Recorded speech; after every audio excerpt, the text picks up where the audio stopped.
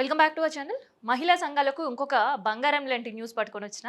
అదేంటి అంటే వడ్డీ వడ్డీ మాఫీ. 10,00,000 రుణాలు తీసుకున్న వాళ్ళకి మాత్రమే వడ్డీ మాఫీ అనేది వింటూ వస్తున్నాం. కాకపోతే మీ పాత రుణాలపైన కూడా వడ్డీ మాఫ్ అయ్యే అవకాశం ఉంటది. దానికి సంబంధించిన స్పెషల్ సెక్రటరీ దానకిషోర్ సార్ ఒక ఉత్తర్వులు కూడా జారీ చేసిర్రు. ఆ ఉత్తర్వుల్లో ఏం జారీ చేసిర్రు అండ్ ఈ వడ్డీ మాఫీ కావాలంటే ఎక్కడ అప్లికేషన్ పెట్టుకోవాలి అట్లాంటివన్నీ కూడా ఈ వీడియోలో మనం మాట్లాడదాం. సో మహిళలకి కాంగ్రెస్ సర్కార్ వచ్చిన తర్వాత ఏదో ఒక స్కీమ్స్ లేదు అంటే వడ్డీ లేని రుణాలు లేదంటే రుణ పరిమితి పెంచడం ఇవన్నీ కూడా.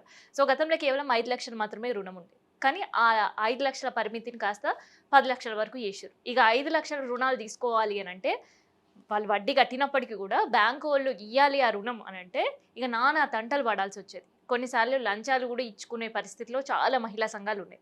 సో ఈ వీడియో చూస్తున్నప్పుడు మహిళా సంఘాలకు అవును మేము వీళ్ళకి లంచాలు ఇచ్చి తెచ్చుకున్నాం అనుకునే వాళ్ళు కూడా ఉంటారు కదా. సో వాళ్ళ గురించే నేను ఇప్పుడు చెప్తున్నాను అనమాట. సో అట్లా లంచాలు ఇచ్చి కూడా రుణాలు ఓకే చేయించి తెచ్చుకునే వాళ్ళు మళ్ళీ సమయానికి కట్టేవాళ్ళు. ఇవన్నీ కూడా జరిగినాయి కదా. సో అట్లనే ఇప్పుడు 10,00,000 రూపాయల రుణం దానికి వడ్డీ మాఫీ అనేది కూడా నిన్న ఒక ఉత్తర్వులు జారీ చేశారు. సో ఇది ఎవరికి అంటే ప్రత్యేకంగా క్యాంటీన్లు పెట్టుకోవాలనుకున్న వాళ్ళకి అండ్ పెట్రోల్ బంక్స్ ఇన్వెస్ట్ చేయాలనుకునే వాళ్ళకి, తర్వాత స్మాల్ స్కేల్ ఇండస్ట్రీ స్టార్ట్ చేయాలనుకున్న మహిళల గ్రూప్లకి ఈ వడ్డీ లేని రుణాలు ఫస్ట్ ప్రయారిటీకి ఇస్తారు. సో మిగతా వాళ్ళకి ఎలిజిబిలిటీ ఉంటే మిగతా వాళ్ళకి కూడా ఇస్తారు. అయితే 10,00,000 వరకు రుణం ఎవరైతే తీసుకుంటారో వాళ్ళకి సంబంధించి రుణాన్ని పూర్తిగా మాఫీ చేస్తుంది. ఆ సబ్సిడీని ప్రభుత్వం ఆర్బీఐకి చెల్లించబోతుంది. సో మరి పాత రుణాలకి కొత్తగా ఎట్లా అమలు అవుతుంది అంటే అందరికీ కాదు కొందరికే. అయితే ఏప్రిల్ నుంచి ఎవరైతే ఈ రుణాలు తీసుకున్నారో 10,00,000 తీసుకోకుండా 3 నుంచి 5,00,000 వరకు రుణాలు తీసుకున్న వాళ్ళు కూడా ఏప్రిల్ నుంచి ఈ పథకం వర్తిస్తుంది. నిన్న తీసుకొచ్చిన జీవోలో చాలా స్పష్టంగా ఉత్తర్వుల్లో చాలా స్పష్టంగా రాసుకొచ్చారు అనమాట. సో ఏప్రిల్ నుంచి ఎవరైనా మహిళా సంఘాలు కనుక వడ్డీ లేని రుణాలు కాకుండా ఇన్ జనరల్ ఫస్ట్ రుణం కూడా వాళ్ళు తీసుకొని ఉంటే వాళ్ళందరూ కూడా వడ్డీ మాఫీ. సో దానికి సంబంధించిన వడ్డీ వాళ్ళకు కూడా ప్రభుత్వమే కట్టబోతుంది. అంటే ఈ నెల రుణం తీసుకున్న వాళ్ళకి ఏప్రిల్ నుంచి రుణాలు తీసుకున్న మహిళా సంఘాలకి వడ్డీలు ప్రభుత్వమే చెల్లించబోతుంది. సో మరి దీనికి ఏం చేయాలి అని అంటే చేయడానికి ప్రత్యేకంగా ఏం లేదు. మహిళా సంఘాల సెల్ఫ్ హెల్ప్ గ్రూప్ సంబంధించిన లీడర్స్కి అండ్ వాళ్ళకి కనెక్టివిటీ ఉండే అధికారులకి ఆల్రెడీ ఈ ఆదేశాలు జారీ చేశారు. మనం కొత్తగా వెళ్ళి ఎక్కడో ఒక చోట అప్లికేషన్ పెట్టుకోవాల్సిన అవసరమే లేదు. ఆటోమేటిక్గా ఈ వడ్డీ లేని రుణం ప్రతి ఒక్క మహిళా సంఘాలకి ఇంప్లిమెంట్ కాబోతుంది. అండ్ దీంతో పాటు ఇంకొక రూల్ అండ్ ఒక రెగ్యులేషన్ కూడా తీసుకొని వచ్చారు.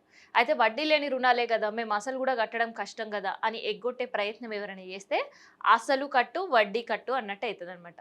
సో వీళ్ళకి ఈ సబ్సిడీ రుణం ఎట్టి పరిస్థితిలో అందే అవకాశం లేదు. సో వీళ్ళు గనక ప్రతి నెల తీసుకున్న అసలులో 3% ప్రతి నెల చెల్లించాలి.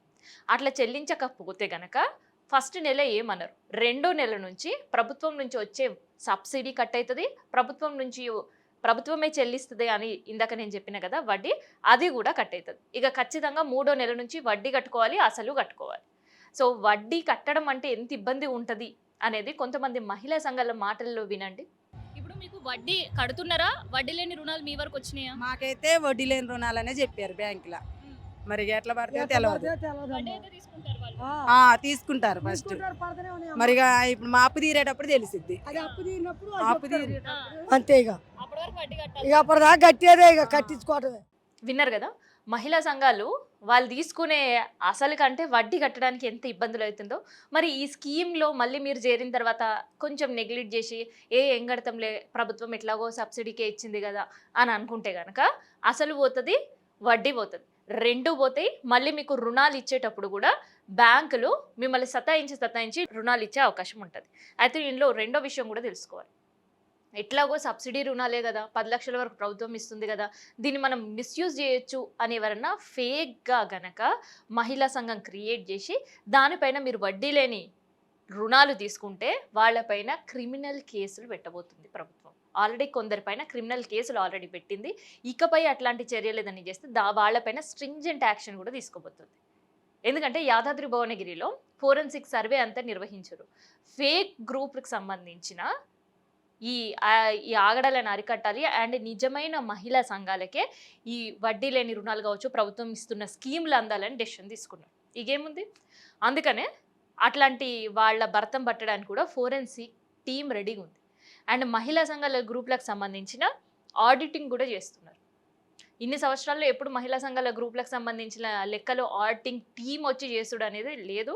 కానీ ఇంకా చెప్పాలంటే తెలంగాణ వచ్చిన కాడ నుంచి ఇప్పటి వరకు మొదటిసారి.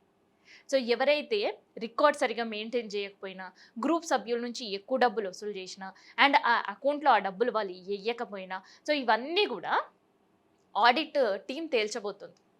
సో ఈ ఆడిట్ టీంలో గనక గ్రూప్ లీడర్లు ఏమైనా అవకతవకలకు పాల్పడ్డా, లేదంటే ఆ గ్రూప్ పైన అనుమానం వచ్చి ఆ గ్రూప్ సభ్యులకు సంబంధించిన నంబర్లు తీసుకొని ఏదైనా ఒక సభ్యురాలికి కాల్ చేసి మీరు ఎంత కడుతున్నారు నెల మొత్తం ప్రీమియం అని అడిగి, ఆ మొత్తం ప్రీమియం బ్యాంక్లో హ్యాస్టిస్ సేమ్ కడుతున్నారా, లేదంటే ఇక్కడ నుంచి ఎక్కువ డబ్బులు వసూలు చేసి అక్కడ తక్కువ మొత్తంలో కడుతున్నారా అనేది కూడా ఈ టీం చెక్ చేయబోతుంది. ఇన్ కేస్ ఇట్లా చెక్ చేసి పట్టుబడిన లీడర్ పైన కూడా క్రిమినల్ కేసులు పెట్టబోతున్నారు. అండ్ ఆ గ్రూప్కి పూర్తి అధికారం ఇస్తున్నారు ఆ గ్రూప్ పైన పోలీసులకు కంప్లైంట్ చేయడానికి. అండ్ ప్రభుత్వం కూడా వాళ్ళపైన సీరియస్ యాక్షన్ తీసుకుంటుంది. అంటే ఒక పక్క మహిళా సంఘాలకు సంబంధించిన గ్రూపులని ఆర్థికంగా బలోపేతం చేయాలి. ఇంకోవైపు ఏంటంటే ఇట్లాంటి అవకతవకలు జరగకుండా ఉండాలి. సో ప్రభుత్వం సబ్సిడీ లోన్లు ఇచ్చినా, సరైన మహిళా సంఘాలకు డబ్బులు చేరకపోయినా దానివల్ల ఫాయిదా ఏం లేదు ప్రభుత్వం ఇచ్చి కూడా. సో మహిళలను ఆర్థికంగా బలోపేతం చేయాలి అనే ప్రభుత్వం లక్ష్యం కూడా నీరుగారిపోయే పరిస్థితి ఉంటుంది. సో అందుకని ప్రభుత్వం దీనిపైన చాలా సీరియస్గా ఉంది. రుణాలు ఇవ్వడంలో 1,00,000 కోట్ల రూపాయలు నిధులు విడుదల చేయడంలో ఎంత చిత్తశుద్ధి ఉందో, ఆ రుణాలని సరిగ్గా వినియోగించని వాళ్ళు, లేదంటే దాన్ని మిస్యూజ్ చేసేవాళ్ళు, లేదంటే అనవసరంగా రుణం తీసుకొని దాన్ని ఎగ్గొట్టేయాలన్న ఆలోచన ఉండే గ్రూపులకు మాత్రం చాలా స్ట్రింజెంట్ యాక్షన్ తీసుకోబోతుంది. రూపాయి ప్రభుత్వం తిన్నా ఆ రూపాయి కూడా కట్టించుకొని మరి క్రిమినల్ కేసులు పెట్టబోతుంది. సో ఇదన్నమాట మహిళా సంఘాలకి గుడ్ న్యూస్. అండ్ దాంతోపాటు జాగ్రత్తగా ఉండాల్సిన టైం కూడా ఇది.